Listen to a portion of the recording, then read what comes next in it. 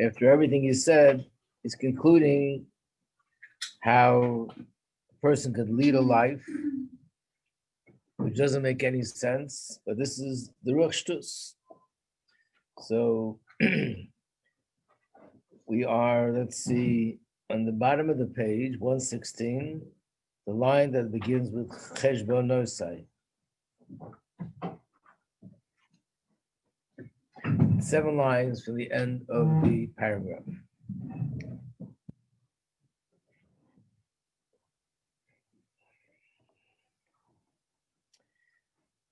So the conclusion is, Ve'eich yitein kol nafshei al davar she'ein bo mamish klal. How does a person invest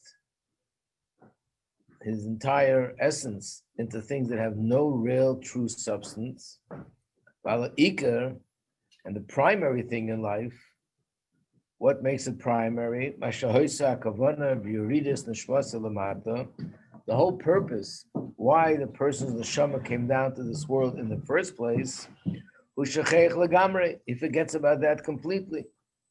So he occupies himself with all sorts of side issues. And not only occupies himself, but that's where he invests himself, and that's where his interest is, and that's where his drives are, and that which is his main purpose, why his neshama came down to this world, he forgets about it completely.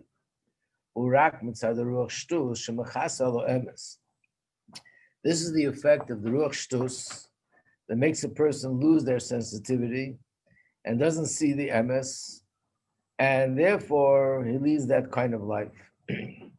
So in general, the way the world is set up is that you see things from the outside and you don't necessarily see what's going on inside. And when we say inside, there's a physical inside. It's like saying, if you look at the human body on the outside, you see the organs. But if you look with a microscope, you can see inside more things that are going on. You can look inside a cell, and with your eyes, normally you don't see you just see the outside, not the inside. But then there's a deeper inside, not inside the physical body, but what's the personality here? Who's the person? And connect to that. So generally speaking, the way the world is set up is that you see things on the outside, and the real meaning and the real purpose and what it's really all about is not what you usually see visibly with your eyes. And that's what sort of distracts us, that we get involved in the chitzonius and the external, and we forget about the internal. So the same is with the world. Hashem created a world, Hashem created us, gave us all the things that he gives us, and we get involved in the chitzonius, in the exterior, and we forget about the pnimius. The pnimius is the purpose. Why was I created here in the first place? And that's the inyan of shtus, that we look at the outside and think of that as the real thing, and the inside we don't pay attention to altogether. The inside meaning the real meaning, the real content.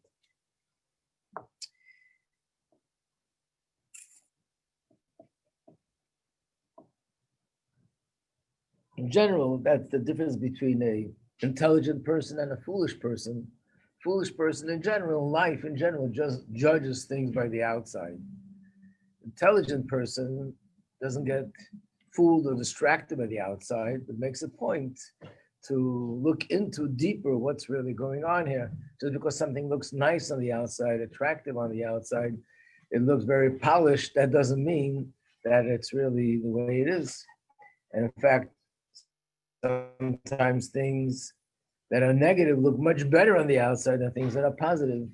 And the definition of a foolish person is someone who just judges by the outside and goes for it.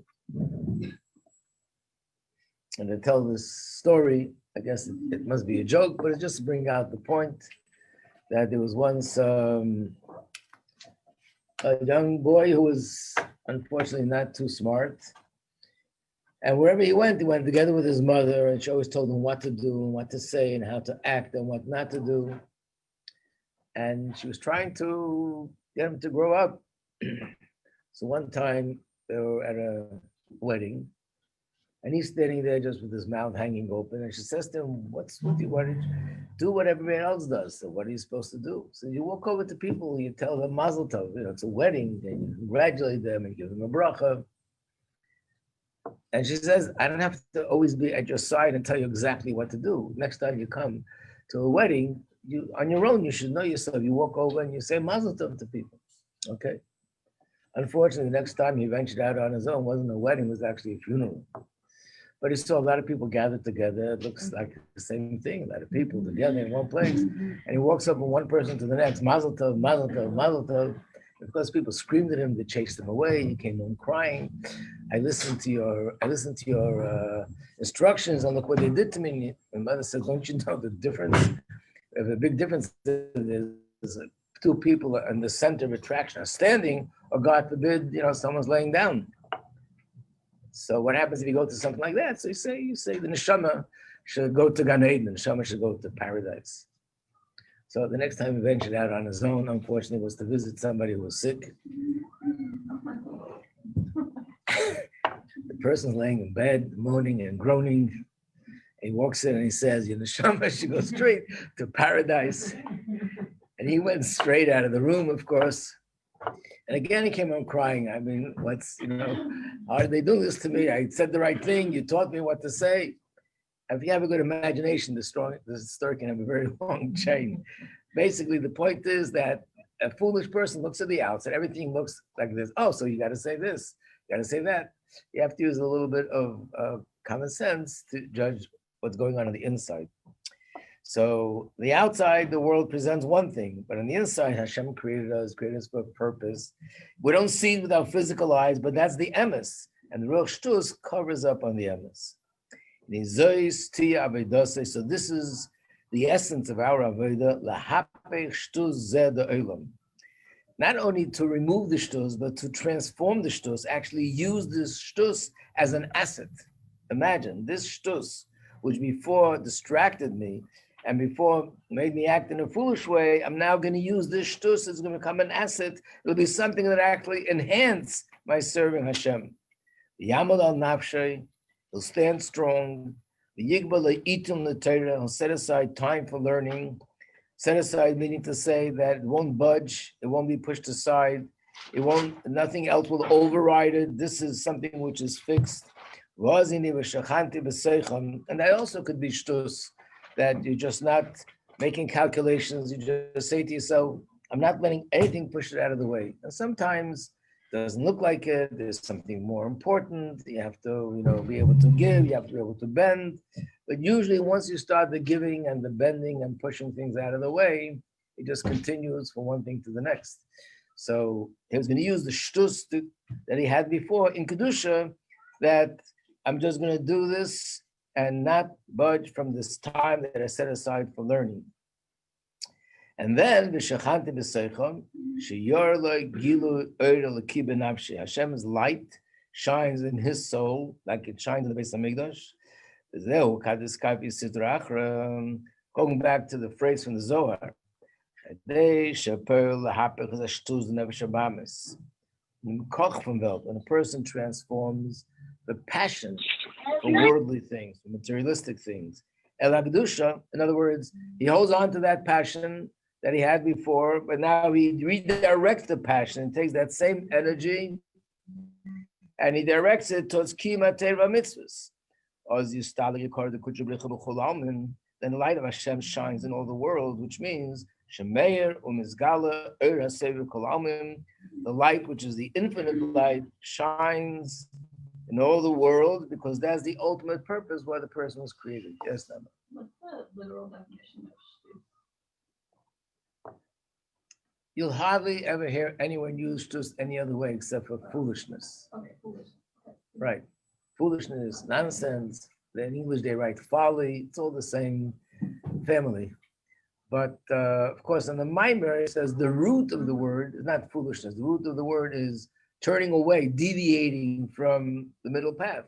In this context, the middle path is logic, and doing something not logical is shtus. If that's the case, it can be shtus de kedusha as well. We'll do the summary. Yes, Chana. When you said you said transform passion for worldly things and reflect it for something key, something mitzvah. Use the term kiyum haTorah mitzvahs, What is that? observance, Oh, observance of Torah Torah mitzvahs. mitzvahs.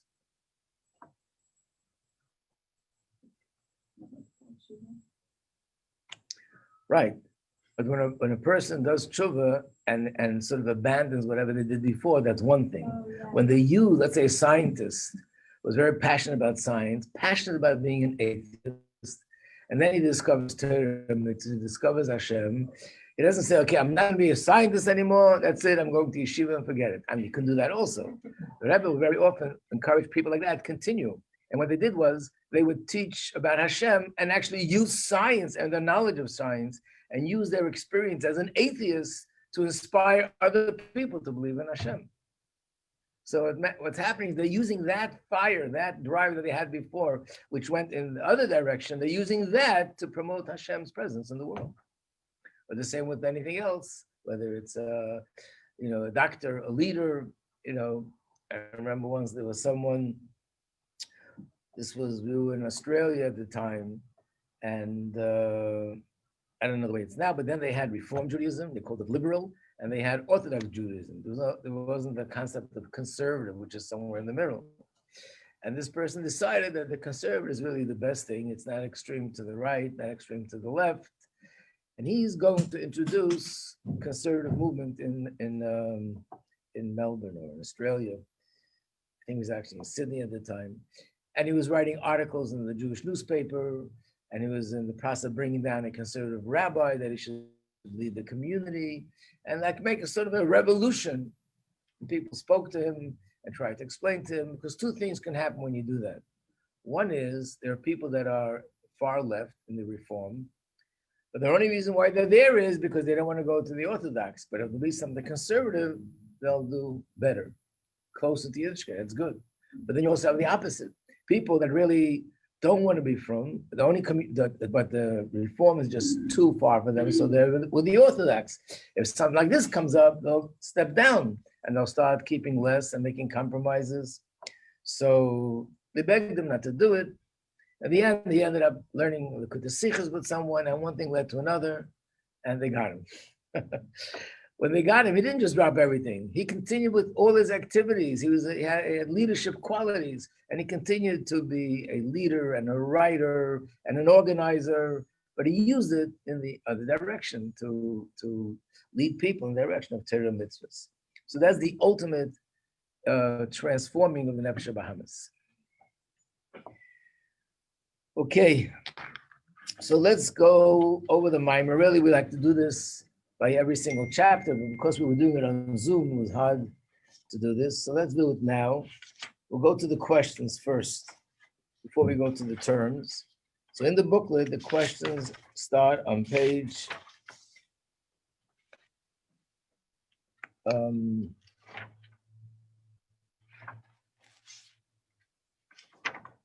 page 23.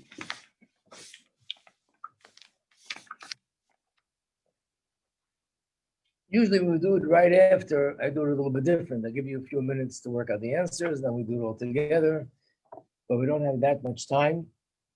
Plus, I want to learn a little bit of the Maim of the Frierdiker Rebbe that's connected to this year, and a little bit of the Rebbe's Maim of Bosi Legani. So we have a lot of work to do before we get to Yud Shvat. So let's start. The first question, whoever knows an answer, please. Don't be shy, don't be intimidated. Just say what you're thinking, and it's probably going to be right anyway. The Shechina, what? Page 23. The Shechina, this is the questions on the first, it's the first chapter. The Shechina that Moshe brought down to earth in the seventh generation, where was it revealed? Beis HaMikdash. I guess the answer you gave, Miriam, is maybe when was it revealed? It was revealed with Matan Torah. And then where was it revealed? Mainly in the Beis HaMikdash. How would we define Hashem's ultimate purpose in creating the world?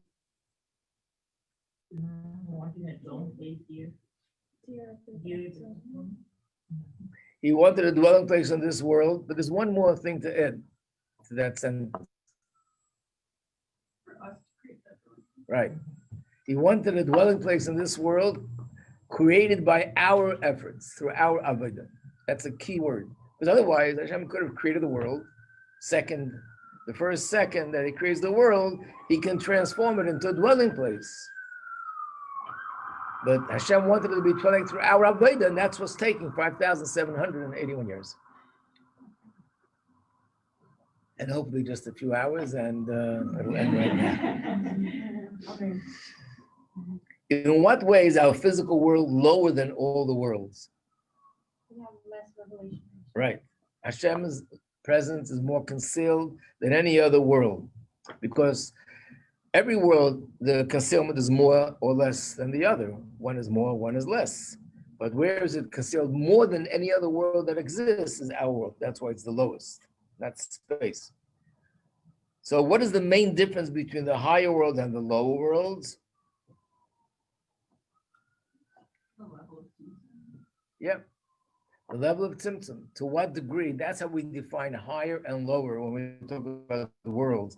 If it's more revealed or less revealed. What is the main difference between the world of Atzilus and the other three? Bria, Yetzira, and Asiya. Atzilus is more closer to the Ein Sof, so it's less like defined. Right. Atzilus comes from the word Eitza, which means close. It's very close to Ein Sof. And it's before there's any kind of substance of Yesh. The world of Bria, that's where there's a sense of Yesh, some sense of separateness. And then there's three levels, Bria, Yetzira, Asiya. But Atzilus is still part of the Ein Sof, of the infinite light of Hashem. Is Yesh something? Yesh means something, right? But in this context, something means something separate, something independent, some sense of independence. Number 6, what light of Hashem do we draw down through elevating the physical world? Being that there are different levels and different lights, so what specifically do we draw down through elevating this Gashmistical world? But specifically, how do we do? What's the name for this light? What? Sparks. What is it called? The light that we're talking about? What? Right, but what in the language of the mimer?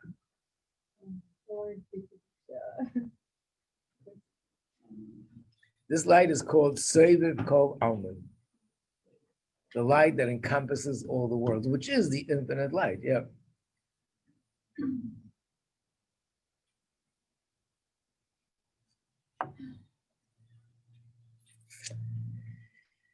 What is the main point of Ois Aleph? So this is always a very important thing to do when you learn a mimer. It could be very confusing because there's so many subjects in the mimer that you lose track of the thread of the mimer and how chapter 1 leads into chapter 2 and chapter 2 leads into chapter 3. So it's good in order to have a sort of a general overview of the whole mimer when you're finished, each Ois to try to figure out what is the main point, what is it leading to. And the way he gets over different exits, explains this, explains that, but there's a destination. So the main point of the first Ois, again, this is not something which I can vouch for, but that's the way it appears, especially as we see it leads into the other Maimorim, is how Hashem Shechina is in the Beis HaMikdash, but every one of us has to make our own personal body and soul into a Beis HaMikdash through the Aveda, V'skafi, and Ishapcha. When you write down the answers, later when you look at at your own sheets, you'll have a review of the whole Ois.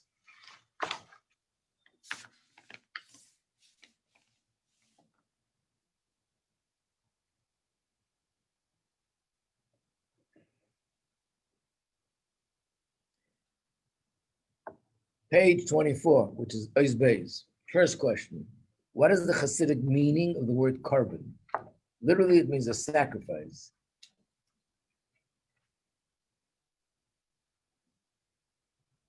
You mean what we do today instead of? Right, but how would we translate the word korban? What's the root? What? That's the literal meaning.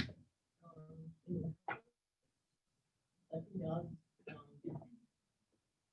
getting your nefesh. That's definitely the spiritual idea, but now I'm focusing on the actual word. What is the meaning of the word? The Hebrew word carbon, the root of that word is kare, which means closeness. So the purpose, that's how he sort of makes the transition from the physical carbon to the spiritual carbon. It's about closeness, bringing us and our Nefesh Bahamis close to Hashem. Now, a carbon can be brought from cattle and from sheep. So what is the difference between cattle and sheep in the spiritual sense?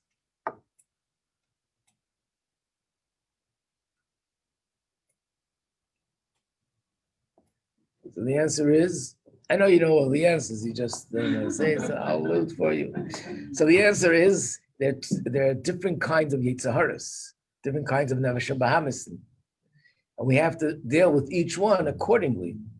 But generally, there's two categories, cattle and sheep.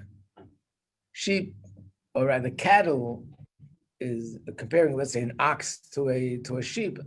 Cattle, they're more aggressive, and sheep are gentle and soft, but their way of klip is in a different direction, a different way. So it means to say that just like physically, depending on what carbon you brought, there were different things to do. Spiritually, even though we all have to do the same thing, transform the Nefesh Bahamis, but depending on what kind of Nefesh Bahamis I have, depending on the personality of my Nefesh Bahamis, I have to do a different kind of Avodah. Not everybody has the same kind of temptations and impulses, even naturally. Some people are attracted to money, some people not. Some people are naturally lazy, some people not. Some people are naturally temperamental, and some people are not. And therefore, our Avodah with ourselves is different. What are the two types of fire on the Mizbeach?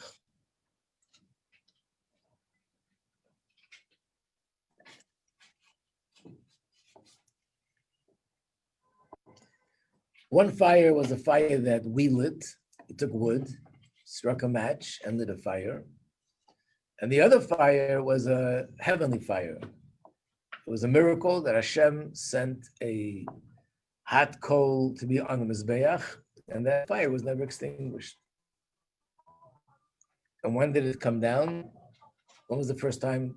When was the estimated time of arrival? When did it arrive? In the desert? No.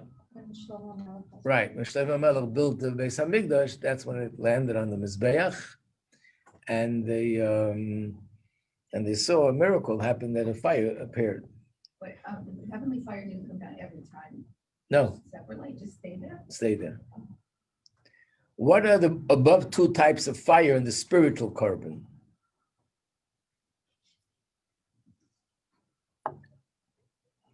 The truth is something not so accurate in what I just said. Probably when I wrote this, I was teaching about another point, which I didn't teach what I taught you this time. But nevertheless, I'll explain it now. So what's the heavenly fire in a person? The fire of the Nefesh Elokis. First of all, fire means love. Love is compared to fire. Fire is a metaphor for love. And the love of Nefesh Elokis is a natural love. It's from heaven. It has nothing to do with me. I don't create it. This is something given. Then there's another fire which we're meant to create, and that is to get the Nefesh Bahamis on fire, that it should be consumed by the fire of the Nefesh Elokis. In the Maimer, we emphasize something a little bit different, that just like Begashmis, the meat was consumed by the fire, so too my Nefesh Bahamis should be consumed by the fire of the Nefesh Elokis, but it's the same idea. Number 5, what does it mean that in heaven, water doesn't extinguish fire?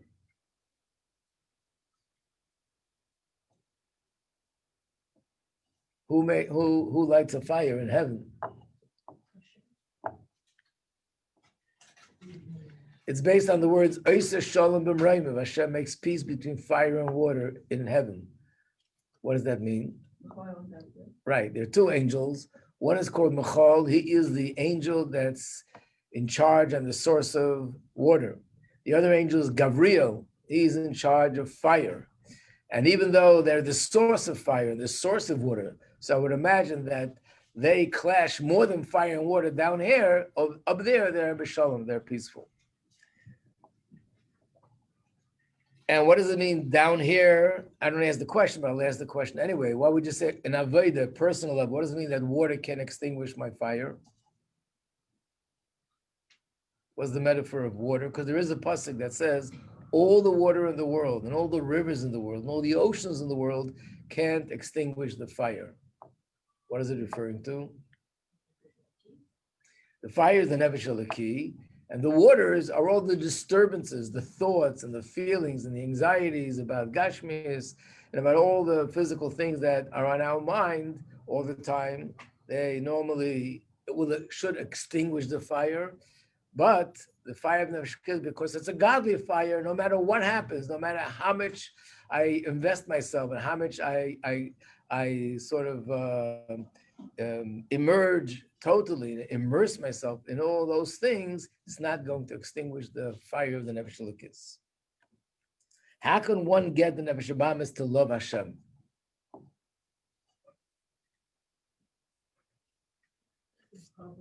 Besides offering a candy. Compassion. What? Compassion.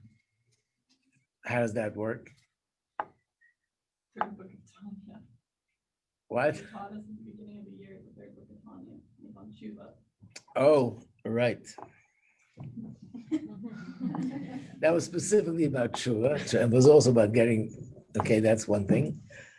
But that's not what he says here in this chapter.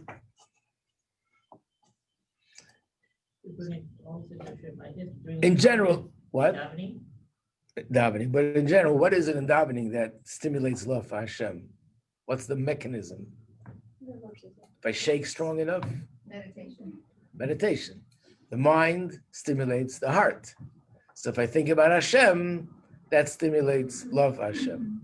Now the question is, how do I get, what needs to be done to stimulate love in the nefesh habahamis? Something specific, which he points out in the Maimer.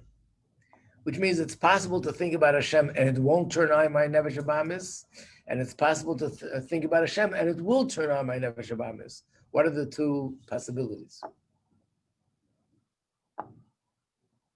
I'll remind you.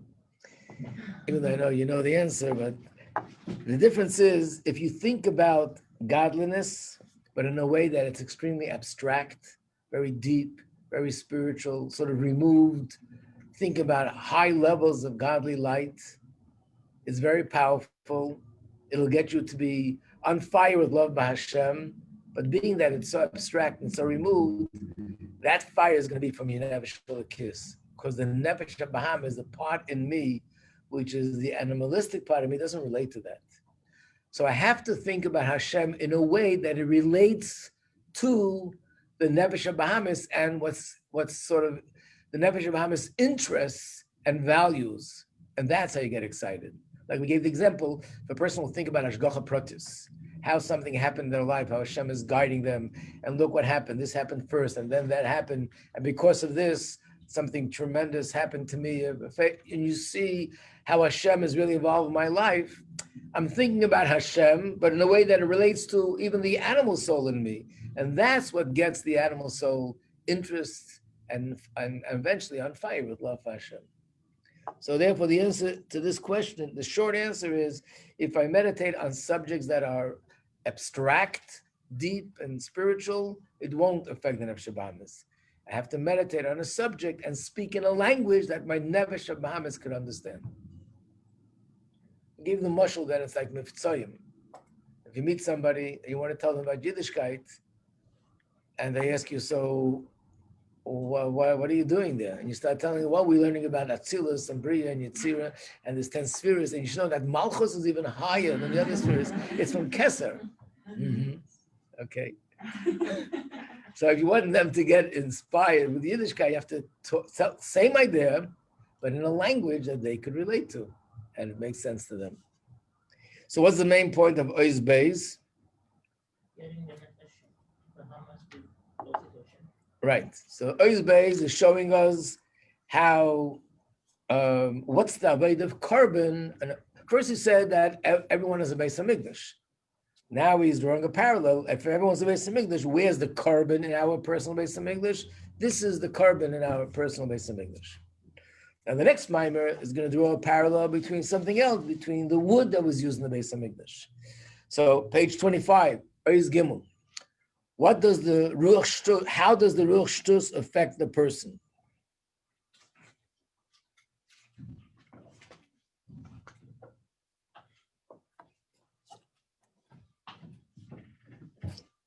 Nothing's going to happen.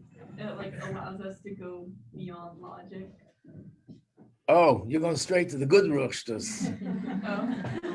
Oh. You probably forgot there's such a thing as Ruach Shtus of Klippa.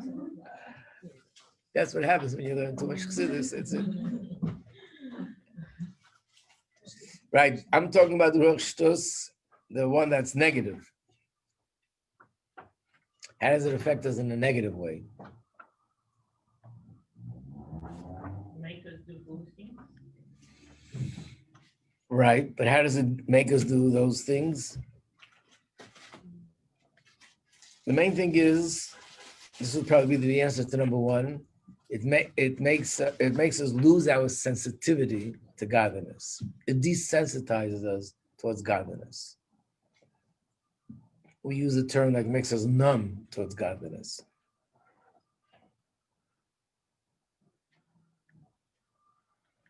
Number two, what is it in the Nefesh Elokis that causes it to be so sensitive? I should really have written extremely sensitive to godliness.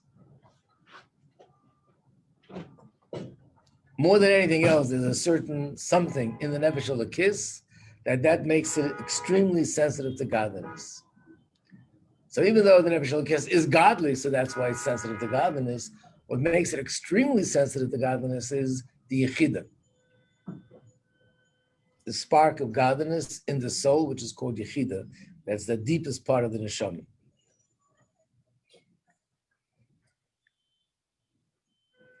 Number three, what is the main thing that causes numbness to spirituality? Is it just doing an Aveira, or is it something more than that? What's the main thing that causes that numbness? Trying to make it logical. Mm-hmm.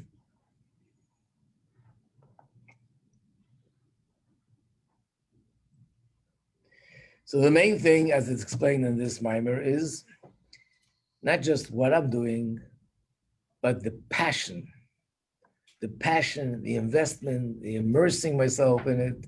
That's what sort of eats away and consumes the sensitivity to godliness. Do you mean passion and investment in? In Gashmias and materialistic things, Yeah. right?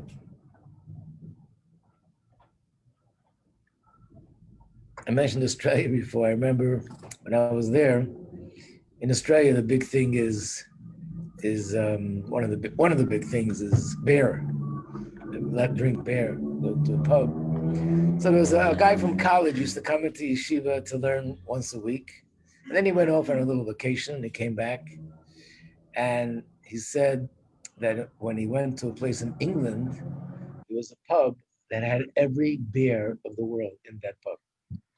And you were able to taste the differences. And he said, I took a drink of this country, then I took beer from another country, and then beer from a third country. And he starts explaining the difference. This is more like this, and that's more like that, like a Gemara, and this is like this. And his face was radiating, and he drank the beer. And at the end, he was under the table, and he was on fire. And I saw what it means when you talk about not just drinking beer, but like, there's a fire burning. Unfortunately, he wasn't raised with Yiddish guy. There was Chassidus, otherwise, but that's the natural way. So if a Yid who is a Torah Jew, nevertheless allows himself to be extremely passionate about Gashmis and materialism, when you're passionate about it, that's something which eats away, because godliness and Klippa, two ends of the spectrum. If you're passionate about this, it takes away your passion from Kedusha. What does the word Klippa imply?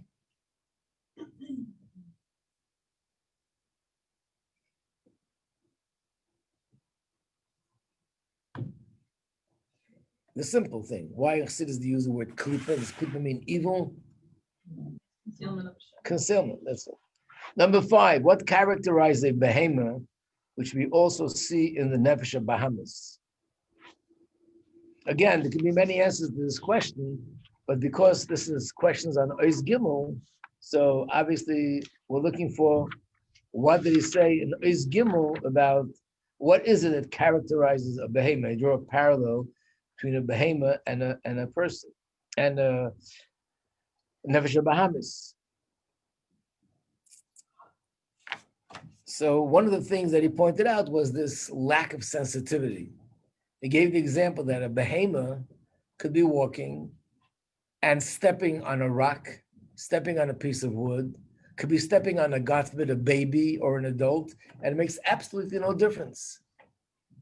Not because the behemoth is evil or wants to hurt somebody, because it's a behemoth and doesn't realize the difference. He's just walking, he doesn't realize the difference what's under his feet, whether he's treading on soil or on grass or on a person or even God forbid, a baby.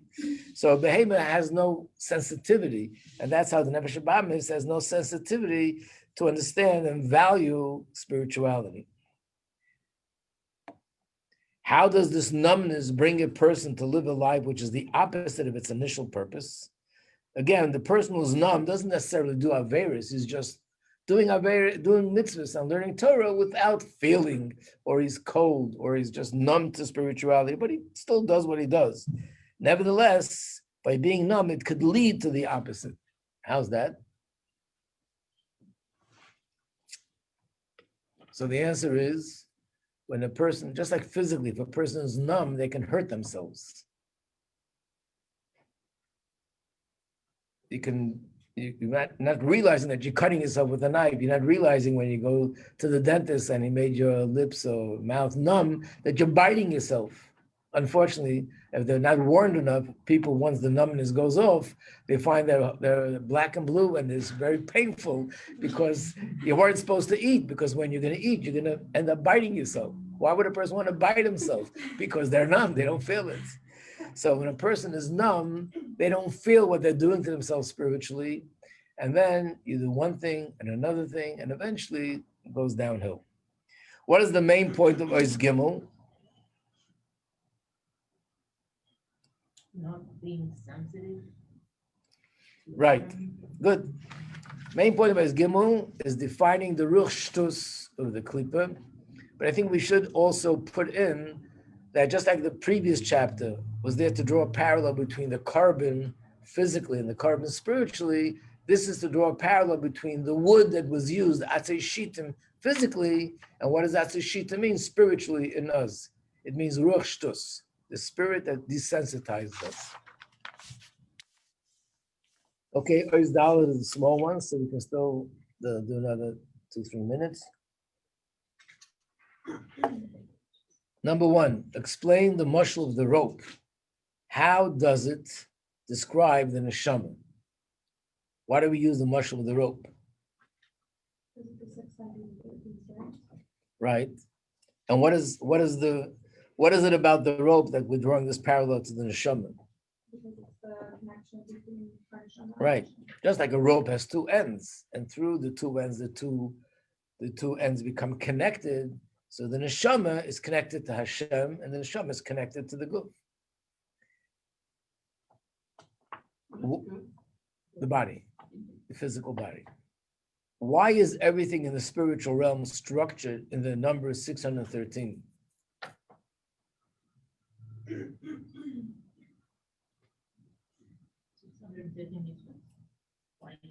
Why? Why 613 the mitzvahs? Why 613 in the spheres? What? Oh, that's the answer. Well, it's definitely part of the answer. But what it says in the Maimer is because the whole world was created for the purpose of us making this world the dwelling place, and because the body is consists of 613 parts, so therefore everything else spiritually is 613 in order to sort of accommodate and bring godliness to all 613 parts of the body. When we learned it, remember I pointed out to you It's not that because everything spiritually is that way, that's why the body is that way. It's just the opposite. Being that the body is the ultimate purpose of creation, and it has, and here's where Nama's answer comes in. For some reason, Hashem wanted the body to have 613. As a result of that, he created everything in the spiritual realm to be aligned with the 613 parts of the body. Why is everything, what is the difference between Avodah Zarah and other Averas in regarding to cutting off from Hashem, using the analogy of the rope? When you do another Avera, the person doesn't feel that they're cutting off. When it comes to Avodah Zarah, a person does feel, and they're ready even to give up their life. What's the difference? Well, if you're doing a Mozart, you're cutting all 16 and 613 at once. And you do a regular Avera? It's just one string. Right. When you do regular Avera, it's like cutting one string. It means you're cutting the connection, but you don't feel the difference. But when you cut the whole rope, which is Avodah Zarah, that's the core of Yiddishkeit, then you feel it more, and that's when the neshama wakes up. So what is the main point of Ois Daled? The main point of Ois Daled is that the Ruach Shtus can only cover up on the exterior of the neshama, but the essence of the soul could never be covered up by the Ruach Shtus. So basically, up until this point, he explained what's the carbon spiritually, what's the Ruach Shtus spiritually, and then he comes to 5, where he's going to explain how can I transform that Ruach Shtus through Shtus de Kedusha. That's how the Maimon flows. What the answer? Daled. The main point or number 3? The main point is in this us that the Ruach Shtus can only cover up on the exterior of the neshama, but the essence of the neshama is not covered up by the Ruach Shtus. And if that's woken up, the person is as strong as ever and will even give up his life for Hashem. Can you translate Ruach Shtus in context? Like, it can't be covered up by the Ruach. So translate what? Ruach Shtus. Ruach Shtus is the spirit of, it's really a spirit of Klippa. That's really what it is. Yeah. Okay, so tomorrow we'll do Ois, the 5th Os. And if you want to take a sneak peek, the last page, I have a summary of each one. Let's see if it's consistent with what I told you or it's something else.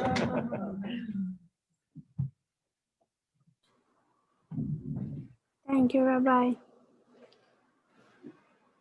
Thank you.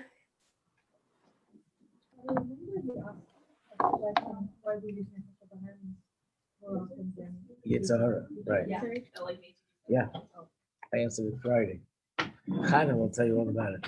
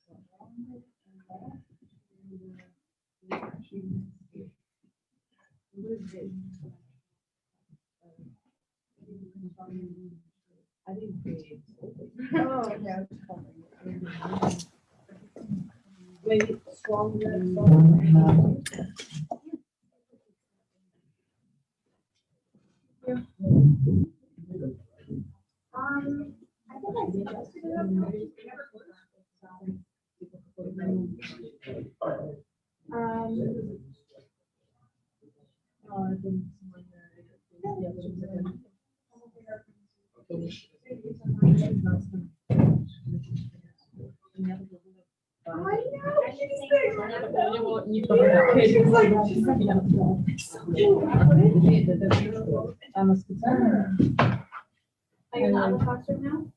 Yes. I'll sit. On the seat right there.